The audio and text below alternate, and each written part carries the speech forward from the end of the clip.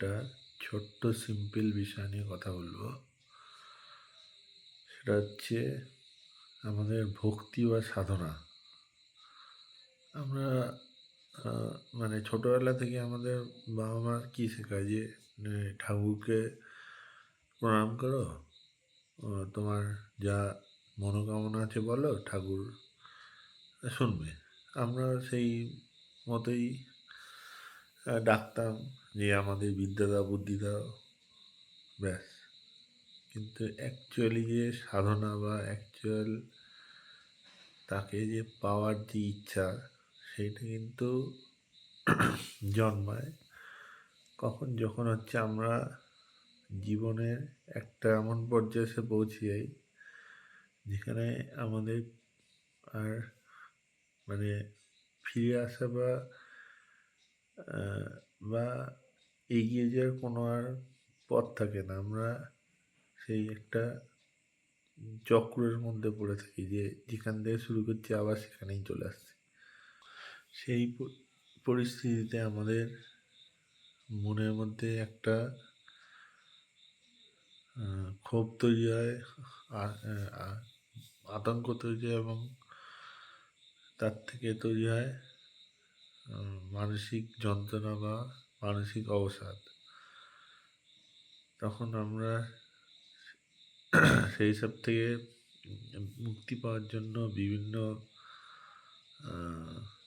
স্থানে যাই, বিভিন্ন লোকের সাথে কথা বলি, বিভিন্ন কাজকর্মে যুক্ত হয়ে যাই। কিন্তু আমাদের যে মূল যে বেসিকটা আমাদের ছোটোবেলায় শেখানো হয়েছিল যে ভগবানের কাছে গিয়ে প্রার্থনা করে তার কাছে যে চাওয়াটা সেটা যদি একবার বলে ফেলা হয় তাহলে কিন্তু আমাদের মন রিল্যাক্স হয়ে যাবে। কিন্তু আমরা তা না করে আমরা সবসময় উল্টো পথেই হাঁটা শুরু করি। তাই যাই হোক, সেই উল্টো পথে হেঁটে তা আমাদের তো সেই সোজা জায়গায় আসতে হয়। সে কারোর 2 দিন লাগে, কারোর হচ্ছে 10 দিন লাগে, তো আসতে হয় সেই সোজা পথেই। আর যখন তুমি তোমার সেই সমস্যা বা যেটা নিয়ে এত অসুবিধা সেটা যখন তার কাছে রেখে দেবে এবং তোমার মন, মাইন্ড এবং সব কিছু ফ্রেশ হয়ে যাবে, রিসেট হয়ে যাবে যাকে বলে, তখন দেখবে যে মানে সেই যার কাছে গিয়ে বলেছে সেই তখন দেখবে যে তোমার মধ্যে একটা আশ্চর্য শক্তি বা আশ্চর্য তার ক্ষমতার মানে যেটাকে বলে বিলিভ বা বিশ্বাসের সেই একটা আশ্চর্য দেওয়াল তৈরি হয়ে যাবে। আর তুমি যত তার প্রতি ভালোবাসা দেখাবে তত দেখবে যে তোমার জীবনে ইচ অ্যান্ড এভরি জিনিস থেকে তুমি মানে তোমার যেগুলোর দরকার নেই সেগুলোর থেকে আস্তে আস্তে সে কিন্তু সরে যাওয়া শুরু করবে। আর সরে যাওয়ার পরে যারা হচ্ছে আসবে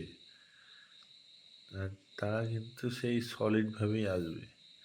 মানে তাদের জন্য তোমাকে কোনো কিছু করতে হবে না, কোনো কিছুর দায়িত্ব নিতে হবে। সে শুধু তোমার জীবনে সে তোমার যে সমস্যা সেই সমস্যা এই মানে মিনিট পাঁচেকের মধ্যেই সমাধান করে দেওয়ার মতো ক্ষমতা রাখবে। তা এই হচ্ছে মূল বিষয় বা মূল কথা। তা এই কথাটা কেন বললাম যে আমার জীবনেও সেম জিনিসই ঘটেছে। ছিলাম ঘোরতর নাস্তিক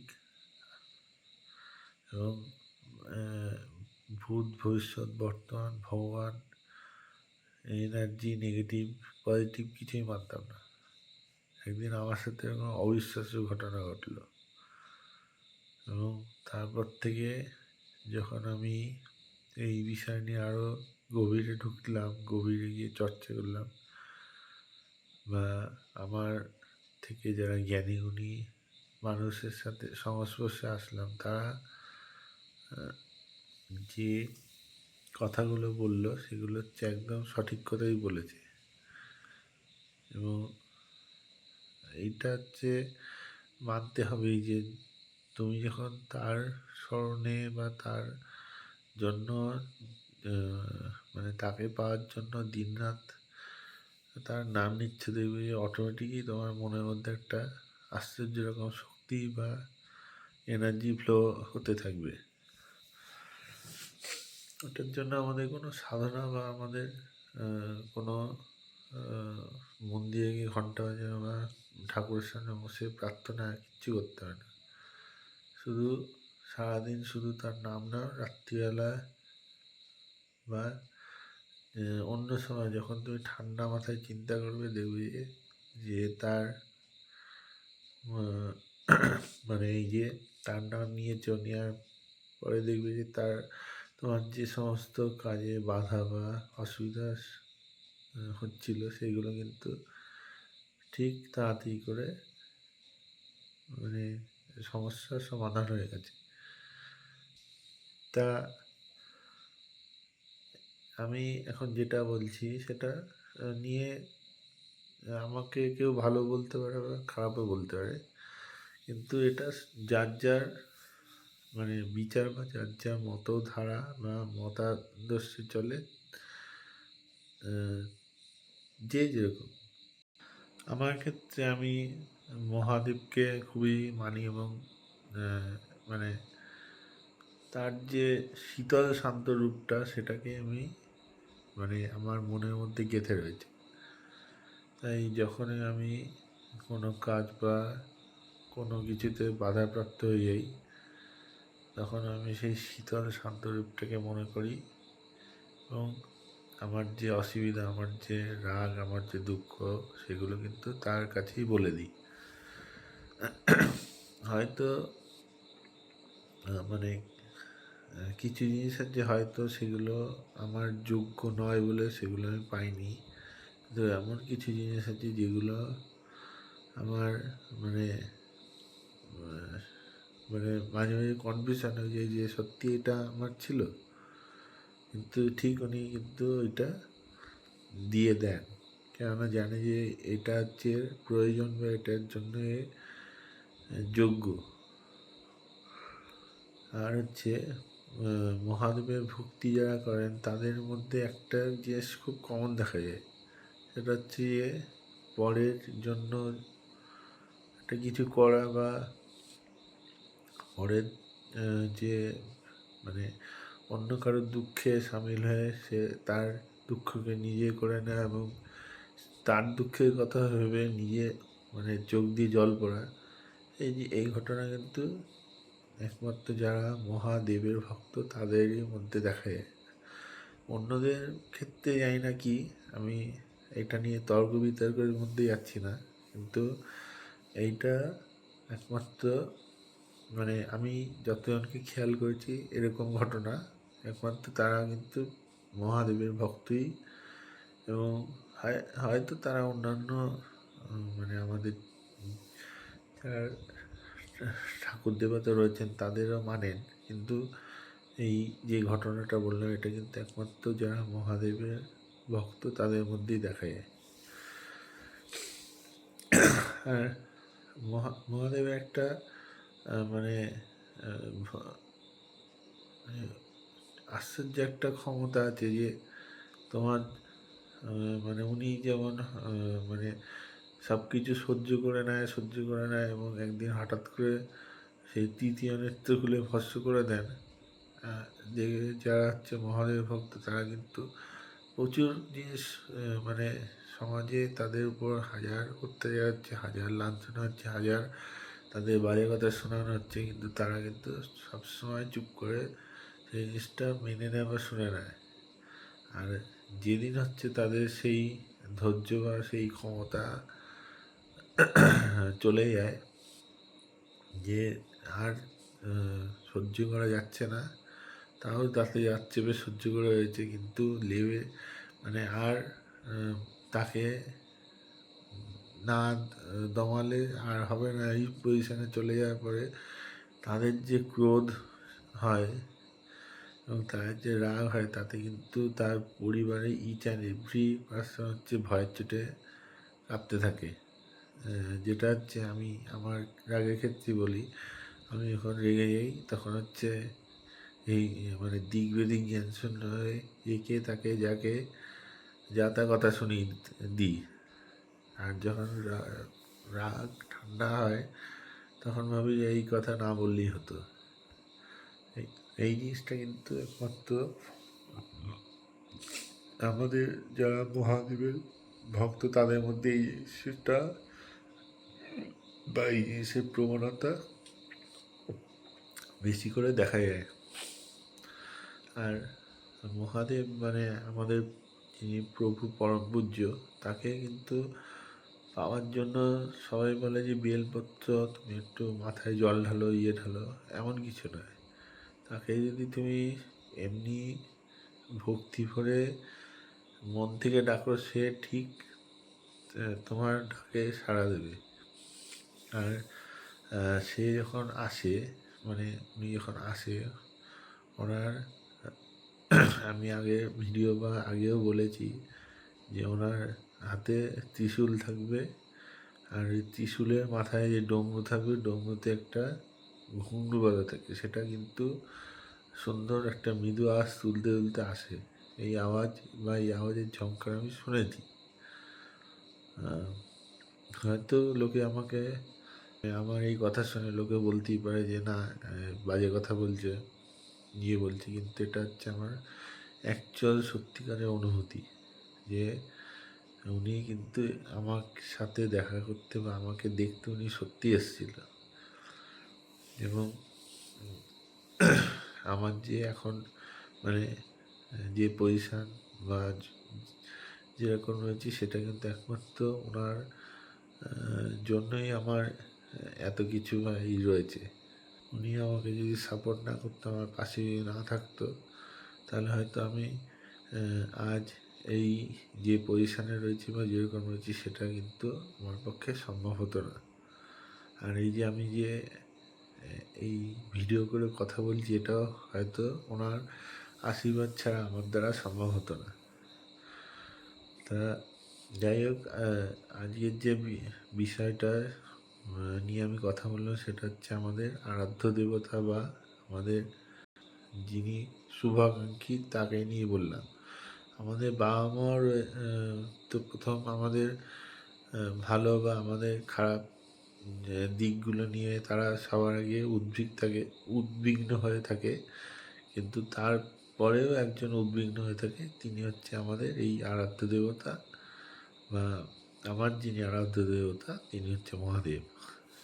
হয়তো আমার আমি অনেক কথাই শুনিনি, কিন্তু মহাদেব যখন আমার শীতল মস্তিষ্ককে ঠান্ডা করে আমাকে যখন চিন্তার মধ্যে বা আমাকে যখন সেই জিনিসটা নিয়ে গভীরভাবে ভাবায়, তখন কিন্তু দেখা যায় যে যে জিনিসটা করেছি সেটা কিন্তু ঠিক কাজ হয়নি, সেটাকে অন্যভাবে ট্যাকেল করা যেত। হয়তো সেই রাগের মাথায় অনেক কিছুই করে ফেলেছি, কিন্তু রাগ শান্ত করে দেখা যাচ্ছে যে এটা না করলেও হতো। আর বিশেষ কিছু না, এই শ্রাবণ মাস, জানি না, আমি বাংলার মাস সম্পর্কে আমার তেমন ধারণা নেই। আর আমি ওরকম মানে লোককে দেখিয়ে বাবার কাছে গিয়ে মাথায় জল ঢালতে হবে এমনও আমার নেই। আমি আমার বাড়িতে ওনাকে সকালবেলা উঠে এবং মানে যখন আমার ইচ্ছা হলো ওনাকে স্মরণ করে নিলাম, ওনার গান শুনে নিলাম, ওনার সাথে চারটে কথা বলে নিলাম, এবং যদি লোকজনকে সাহায্য করা হয় তাহলে 4-5 জন লোকজনকে সাহায্য করার মতো কিছু করে দিলাম। এই জিনিসটা কিন্তু মহাদেবের যারা ভক্ত তাদের মধ্যে কিন্তু এই প্রবণতা প্রচুর, যে পরের দুঃখে দুঃখিত এবং পরোপকারের জন্য আমরা সবসময় এগিয়ে থাকি। আমাদের সমাজ বলে যে এরা হচ্ছে অপচয় করছে, এদের দ্বারা মানে এরা যে কাজ করছে সেই কাজে কোনো মূল্যই নেই, কিন্তু আমরা জানি যে আমাদের মনের যে ভেতরে যিনি বাস করছেন তার দ্বারা যে কাজটা হচ্ছে তাতে আমাদের মস্তিষ্ক বা আমাদের দেহ মনে কতটা স্যাটিসফ্যাকশান হচ্ছে।